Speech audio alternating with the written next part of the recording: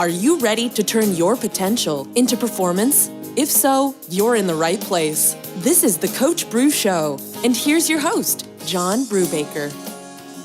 Welcome to the Coach Bru Show, Performance Report, episode number 498.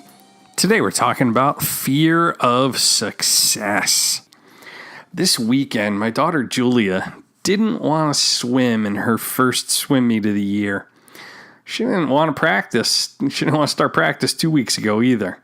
She said, I don't want to go to the first practice. I'll go to the second one. And we gave in and let her rest that day since she was worn out from the end of tennis season. But this weekend, those negotiations started again about Sunday's meet. I'll do the next one, but not this one. With some coaching or coaxing, she decided to swim in the meet. I think we're all in this story. I don't want you to get the wrong idea. We're not making Julia swim. She actually wants to swim. You see, last year she exceeded all expectations and made Junior Olympics in just her second year of swimming. She went through the majority of her season having no idea how her time stacked up against the competition. And as the season progressed, my wife, an accomplished collegiate swimmer, watched Julia's times meet the cutoff to qualify for Junior Olympics. Now, I'm not a snowplow parent who clears obstacles from their kid's path, and I don't need to live vicariously through my kids' sports. I'm not that guy. Besides, the struggle and the obstacles, I believe, are what make us. I struggled mightily and I failed a ton before I ever succeeded, but I didn't feel failure. I didn't fear failure. Probably because it was so familiar to me.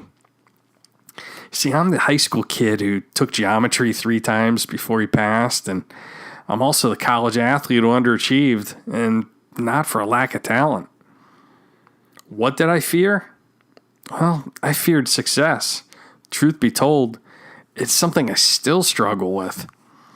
I think that's why I can relate to what Julia is dealing with. It kills me to see someone's potential wasted, even my own. I'm basically the adult version of the kid who didn't want to go to the swim meet.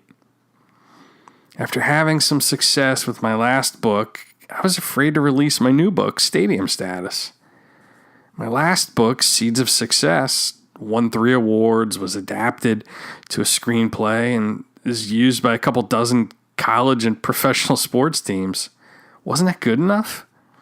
I started to think to myself, shouldn't I leave this writing thing well enough alone now? See, I was afraid to release my new book because I was afraid of what the next level might hold in store for me. I worried it'd be more painful to gain another level of success and then lose it, rather than never have it at all. We get so conditioned by experience that when we put ourselves out there and get our hopes up, we often get disappointed. Last season, Julia had no expectations. She just swam. With my last book, I had no expectations. I just wrote. Early this past spring, when I told my wife I was fearful of how the new book was coming along, she told me I was probably just excited and my excitement was just a little misdirected. That made sense to me because the physiological response to fear and to excitement are incredibly similar. Think about it. Elevated heart rate, faster breathing, sweating. And in both cases, our instincts kick in. But when that fear response kicks in often enough, we tend to avoid it at all costs. Ask me how many times I request an extension on my deadline to submit Stadium Status to my publisher. I'll give you a hint.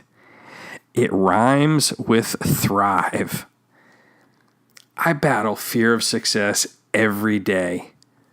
But I know I'm not alone. Many of my clients share with me that they have similar feelings.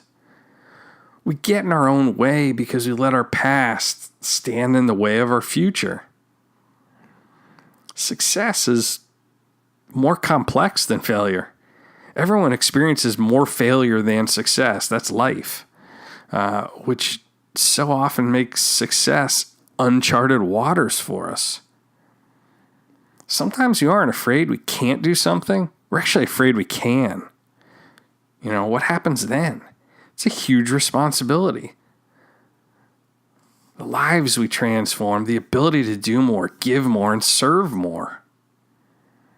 But we need to remind ourselves every day that's what we're put here to do, to play a bigger game. As we push past our fears, our example empowers others to do the same. True success really needs to be a moving target every day. We aren't competing with yesterday's self, our last race, or our last book. We're competing in the here and now with ourselves today, and then again tomorrow, and the next day, and the day after that. How did Julia make out in the swim meet? Well, she beat her personal best in the 50 freestyle by 3.5 seconds. More importantly, she showed up. And her example of showing up inspires me to show up. And I hope it inspires you to do the same. Why don't you cheat on your smartphone for a few hours by heading on over to coachbrew.com, picking up a copy of my new book, Stadium Status. I'm told it's not so bad. Thanks for listening. Make it a great day. Thanks for listening to The Coach Brew Show. If you're not currently subscribed to the podcast, sign up now on iTunes, Google Play, or Stitcher. And for more information to turn your potential into performance, head on over to coachbrew.com now.